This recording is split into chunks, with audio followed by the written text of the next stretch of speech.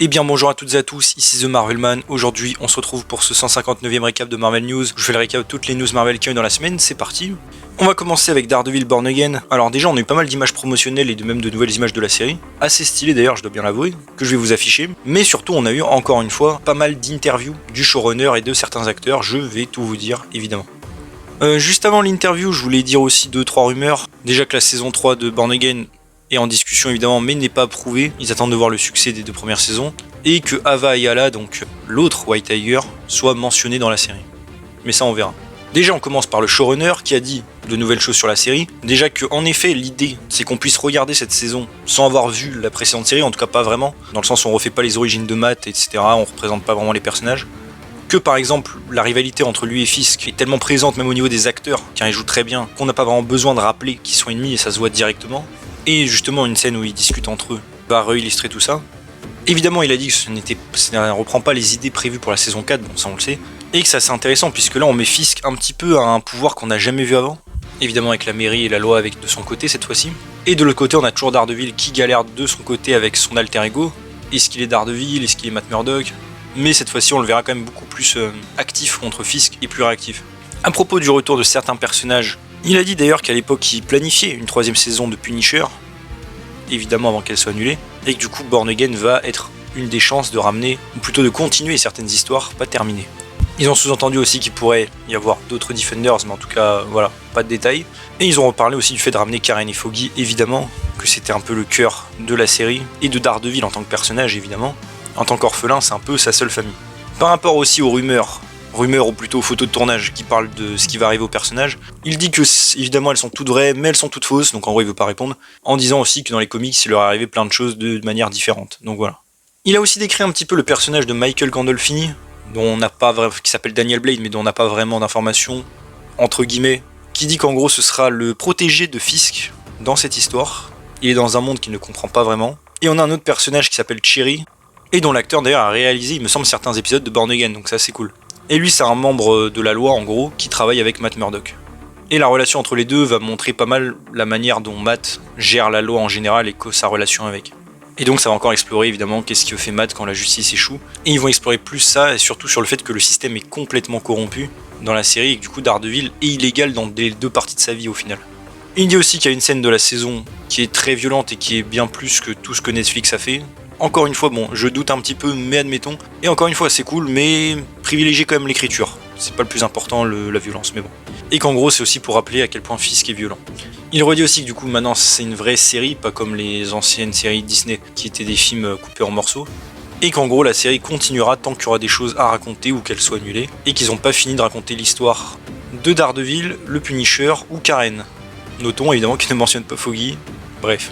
Ensuite, Charlie Cox lui aussi a parlé en disant que, évidemment, il était très content de revenir, qu'ils n'avaient pas eu le temps de dire au revoir à la série la dernière fois puisqu'elle avait été annulée d'un coup, et que c'était un peu dommage.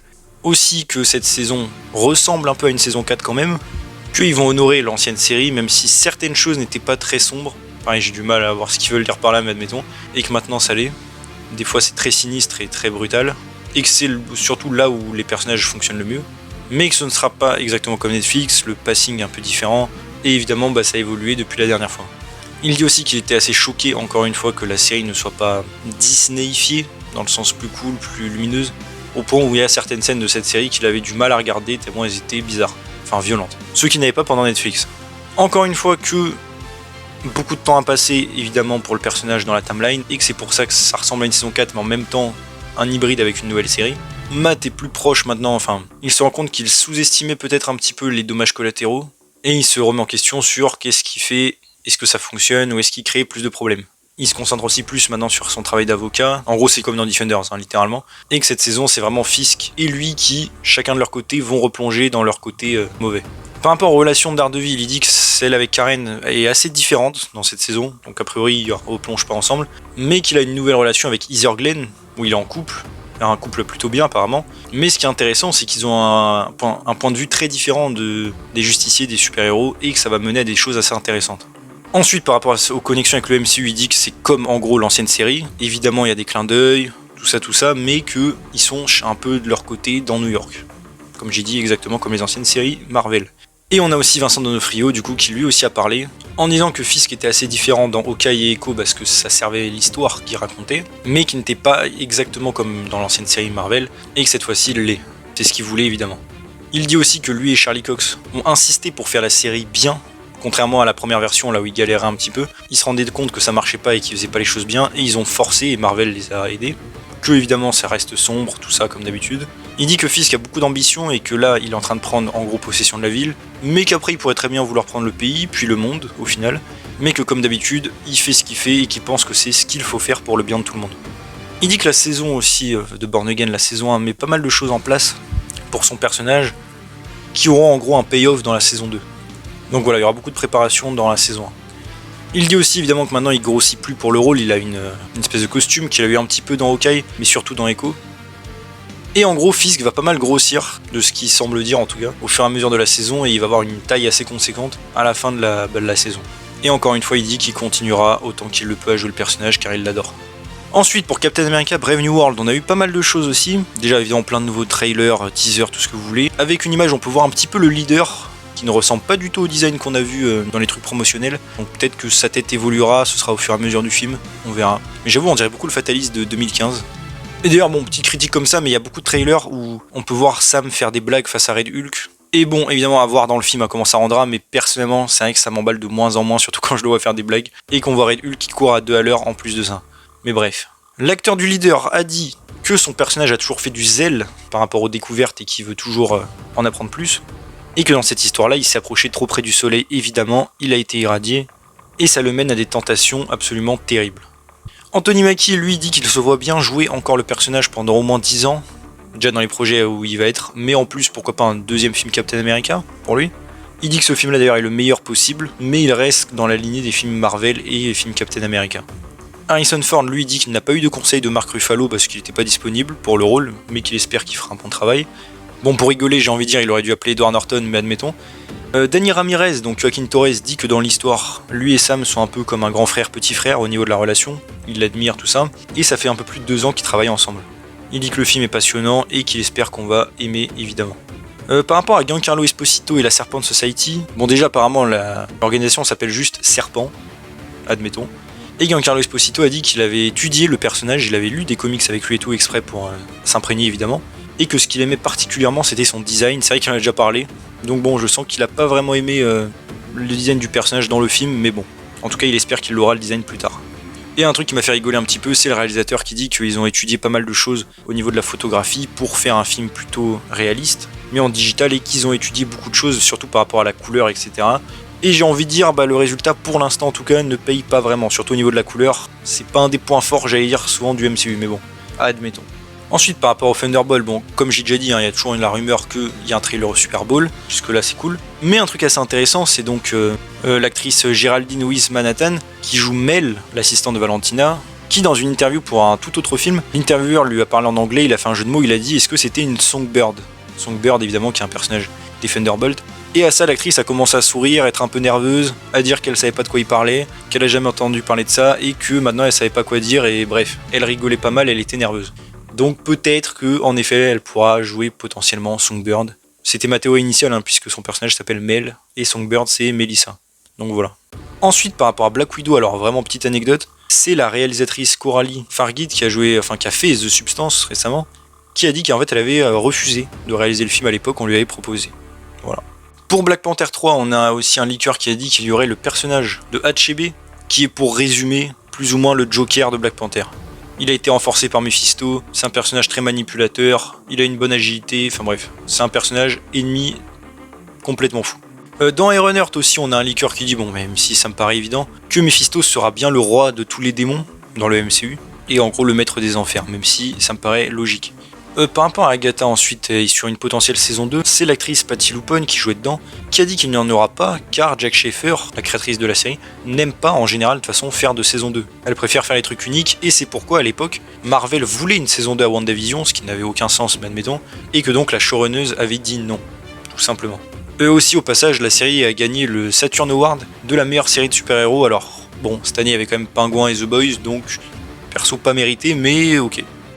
Pour la série Vision, ensuite, on a du nouveau par rapport à l'équipe. On a Christopher Ross qui sera le gars en gros de la photographie. Apparemment, il travaille sur Shogun, qui, de ce qu'on m'a dit, est une très bonne série, même visuellement, je veux dire, donc tant mieux. Et le showrunner, donc Terry Matalas, apparemment, réalisera les épisodes de la série. En vite fait pour la série Strange Academy, même si elle n'est pas officielle, selon les rumeurs, ça pourrait bien avancer et tourner en 2026. Pour Marvel Zombie, on a un producteur qui a dit que Spider-Man sera de retour, enfin en gros il a dit que le doubleur revenait, donc le personnage reviendra, celui de What If, du coup. Assez cool.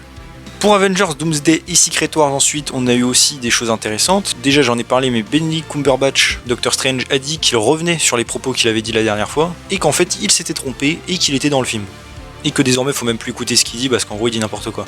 Je trouve ça assez surprenant, c'est vrai, un leaker avait dit qu'il était quand même dans le film, mais pas forcément dans le rôle qu'on croyait.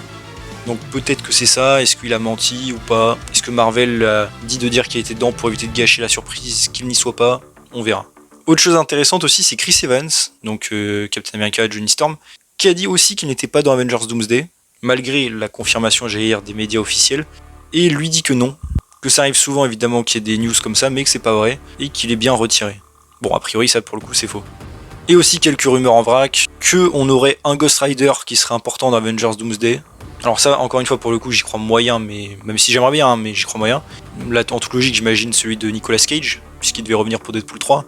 Et qu'encore une fois, le fauve de X-Men 3 et donc de The Marvels reviennent dans les deux films Doomsday et Secret Wars. Mais ça, c'est pas vraiment nouveau et c'est assez logique. Pour le Spider-Man 4 de Tom Holland, on a un leaker qui dit que le personnage aura un nouveau Love Interest dans le film, même si Zendaya reste présente. Bon, encore une fois, ça corrobore certaines choses qu'on avait. Moi, j'aimerais bien Black Cat, on verra. Au pire, Gwen Stacy. Et aussi, on aura donc un panel pour Sony à la CinemaCon, le 31 mars, donc peut-être, potentiellement, une annonce pour le film, quelque chose, du casting, éventuellement, on verra. Ensuite, on passe à Friendly Neighborhood Spider-Man, la série animée d'ailleurs dont j'ai commencé à faire des critiques, que vous pouvez retrouver à chaque fois, chaque semaine sur la chaîne. On a eu des infos, déjà à la base, c'était pas Nico Minoru qui était censé être ami avec Peter, mais Jessica Jones, rajeunie, comme dans les comics en gros, où elle était dans le même lycée que lui. Alors en vrai, ça aurait pu être très cool et tout, j'adore Jessica Jones, mais je trouve que Nico Minoru c'est cool. On a un producteur qui a dit que Mary Jane et Gwen Stacy arriveront. J'imagine pas tout de suite, mais elles arriveront.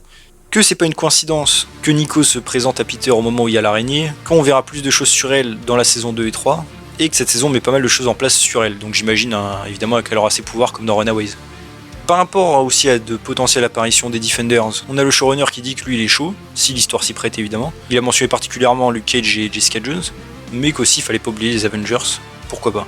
Et même par rapport à Daredevil, il a dit que dans cette version-là, Daredevil est quand même assez expérimenté par rapport à Spider-Man, et il répond à des questions qu'il n'a pas encore commencé à se poser en tant que justicier, et il était très content de pouvoir faire rencontrer les personnages, en particulier en costume, avant le MCU. Et ça j'ai envie de dire, oui, la série, on n'a pas encore vu le résultat, mais franchement elle fait quelque chose que j'aimerais beaucoup voir en film.